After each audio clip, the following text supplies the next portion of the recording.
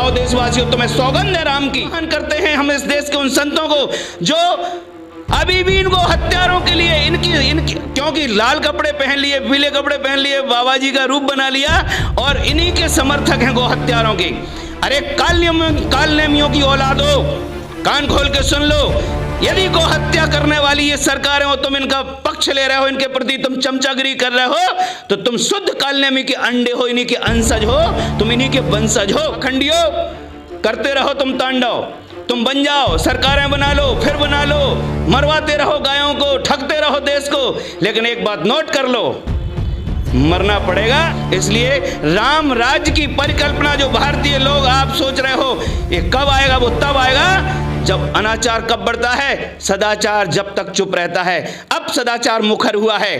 देखो, ऊंट की चोरी न्योरे न्योरे नहीं होती, क्योंकि ऊंट ही इतना बड़ा है, सीधा पहली बार और आर पार। तो विनम्रता पूर्वक कहना चाहते हैं सबसे कि अरे मूर्खो, मन पछतई है अवसर बीते, दुर्लभ देह पाए हरिपद भज, कर्म वचन और हिते। संत तुलसी ने लिखा है कि मनुष्य के चरित्र की जो कसौटी है वो है क्या? मनस्येकम वचस्येकम कर्मण्येकम महात्मना, मनस्यन्यत वचस्यन्यत कर्मण्यन्यत दुरात्मना। देशवासियों, यदि राम राज्य लाना है देश के अंदर, तो तुम्हें विचार स्वायत्तता से दंड पुरस्कार की व्यवस्था अंग्रेजी स्ट्रक्चर से बाहर निकालनी होगी। जो आज न्याय बिक रहा है, सारे स्तंभ चौपट हो गए हैं, मीडिया भी बिक चुका है। जय श्री राम, जय श्री राम, राम रावण में युद्ध हो रहा है, अरे बंदर बैठो, अरे बालक सुनो, अरे यजमान मेरी कथा सुनो, राम की विजय होगी, पर तुम स्नान कर लो, जलपान कर लो, दीक्षा ले लो। नमस्कार, मैं हूं तनु और आप देख रहे हैं नेशन कीपर। 22 जनवरी को राम मंदिर का उद्घाटन होना है, उससे पहले एक पोस्टर भी रिलीज हो रहा है जिस पर तमाम सवाल उठ रहे हैं।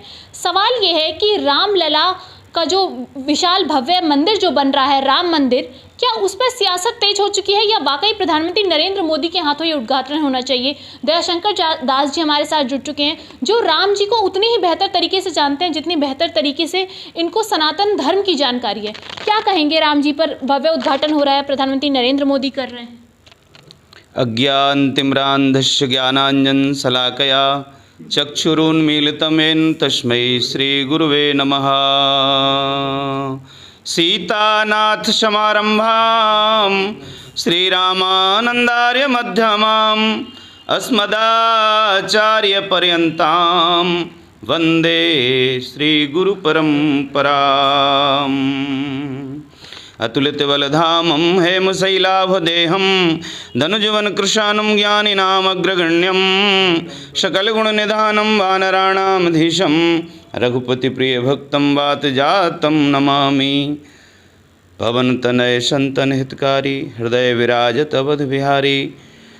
सभी राम भक्तों को, पूज्य संतों को प्रणाम करते हुए भारत की इस पुण्य धरा पर हम और ये 150 करोड़ लोग जो आज भगवान की कृपा का जिन्हें अनुभव हो रहा है कि 500 वर्षों के बाद, बहुत बलिदानियों के बलिदान के बाद, तमाम संघर्षों के बाद जो मर्यादा पुरुषोत्तम भगवान श्री राम का चरित्र विश्व के मानव सभ्यता के लिए प्रेरक और प्रासंगिक है, उन राम के लिए लगभग 60 वर्षों तक तो ये दुष्ट कांग्रेस नकारती रही। राम कौन है? राम एक परिकल्पना है। ऐसी ये गौहत्यारी कांग्रेस, पूरा देश इस कांग्रेस से क्षुब्ध हुआ।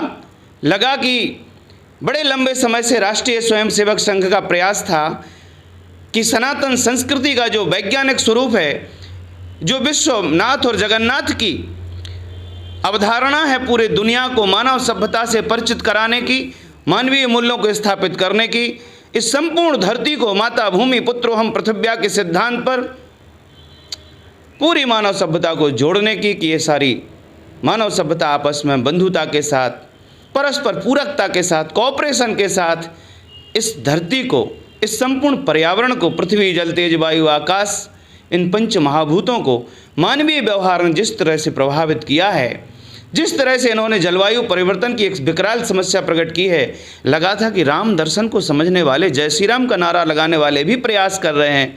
भारत की करोड़ों जनता ने यह मानस बनाया कि ठीक है, राम के दर्शन को यदि हम राजनीति के मंदिर से, जहाँ से संवैधानिक देश की व्यवस्था चलती है, संसद में काश राम भक्त पहुँचेंगे तो इस देश में राम राज्य, राम का जो प्रशासन है, राम जी का जो सुंदर आदर्श है, वो इस राष्ट्र को ही नहीं संपूर्ण विश्व मानव सभ्यता को प्रभावित करेगा। जब यह श्रेष्ठ लोग जनप्रतिनिधित्व करेंगे संसद में बैठ करके, तो इनका आचरण पूरी दुनिया के लिए राम बन करके अवश्य ही सुशासन का एक आधार बनेगा। लेकिन वो तो ना हो करके कांग्रेस को जैसे भारतीय जनता ने नकारा, क्योंकि उनका पाप इतना बढ़ गया था लुटेरों का। इसके बाद जब ये आए, ये कालनेमी आए जय श्री राम का नारा लगाते हुए, हनुमान जी के मार्ग में जैसे कालनेमी साधु बन के बैठ गया था ना, जय श्री राम, जय श्री राम, राम रावण में युद्ध हो रहा है, अरे बंदर बैठो, अरे बालक सुनो, अरे यजमान मेरी कथा सुनो, राम की विजय होगी, पर तुम स्नान कर लो, जलपान कर लो, दीक्षा ले लो। इतना उसने पाठ पढ़ाया ताकि इनका समय बर्बाद हो, और जिस समय अवधि में उनको वो औषधि लेके द्रोणगिरी से लक्ष्मण की चेतना को जागृत करने के लिए जो सुखेन ने बताई थी समय से पहुंचना था, रावण की एक बहुत योजना थी कि बीच में ही अवरोधक बन करके बैठो, तो वो साधु बन करके बैठा, कालनेमी बन के बैठा। ऐसा ही राम नाम का आश्रय लेकर के ये आए पाखंडी, और इन्होंने भी इस देश की भावनाओं को, आस्था को आहत किया।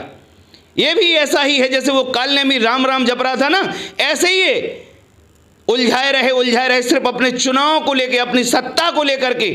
अगर ये राम भक्त थे तो जैसे ही वो 2014 में भारतीय जनता ने जनादेश दिया था, इनको सर्वप्रथम गौरक्षा का कदम उठाना चाहिए था। बताओ देशवासियों, तुम्हें सौगंध है राम की, यदि तुम राम भक्त हो तो हमारे कमेंट में आप जरूर सच्चाई से लिखो।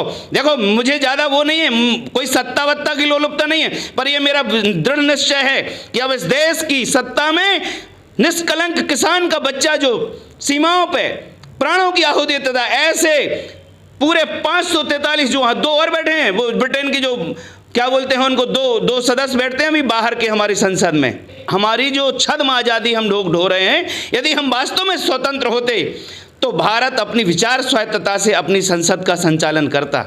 ये अंग्रेजी स्ट्रक्चर जो हम ढो रहे हैं, ये अंग्रेजों की शर्तों पर चल रहा है, ये अधूरी आज़ादी है। ये ट्रांसफर ऑफ पावर एग्रीमेंट के तहत ये हमारे दलाल जो कालनेमी बन के जय श्री राम का नारा लगा के भारतीय जनता की आस्था को ठग के बैठे हैं, इनसे कभी हमारे राम की राज्य की मर्यादा स्थापित नहीं हो सकती भारतवर्ष में। इसलिए अब समझ में आ गया, 76 वर्ष हो गए, समझ लिया इनकी राष्ट्रभक्ति को, समझ लिया इनकी राम भक्ति को। अब 2024 में पूरे 543 सीटों पर इस देश के किसान, उन गरीब मजदूर किसानों के बच्चे जवान मिलकर के इस देश की जनता को हम जगाना चाहते परिव्राजक होने के नाते। देखो ऊंट की चोरी न्योरे न्योरे नहीं होती, क्योंकि ऊंट ही इतना बड़ा है, सीधा पहली बार और आर पार, पहली बार और आर पार। देशवासियों, यदि राम राज्य लाना है देश के अंदर तो तुम्हें विचार स्वायत्तता से दंड पुरस्कार की व्यवस्था अंग्रेजी स्ट्रक्चर से बाहर निकालनी होगी।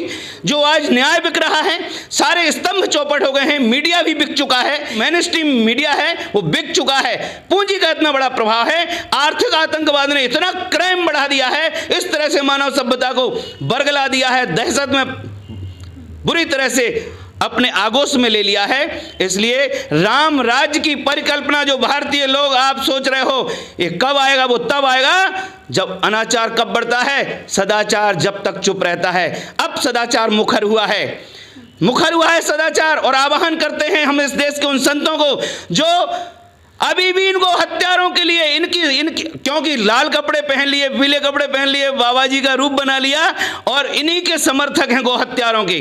अरे कालनेमियों की औलादो, कान खोल के सुन लो, यदि गो हत्या करने वाली ये सरकारें हो, तुम इनका पक्ष ले रहे हो, इनके प्रति तुम चमचागिरी कर रहे हो, तो तुम शुद्ध कालनेमी के अंडे हो, इन्हीं के अंशज हो, तुम इन्हीं के वंशज हो। यदि भारतवर्ष की संस्कृति को बचाना है तो हम विनम्रता पूर्वक कहना चाहते हैं सबसे कि अरे मूर्खो, मन पछताई है अवसर बीते। दुर्लभ देह पाए हरिपद भज, कर्म वचन और हिते।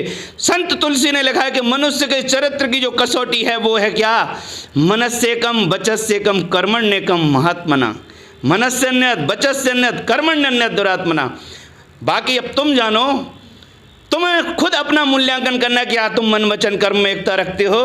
क्या तुम मन वचन कर्म से राम के आदर्श को जीते हो?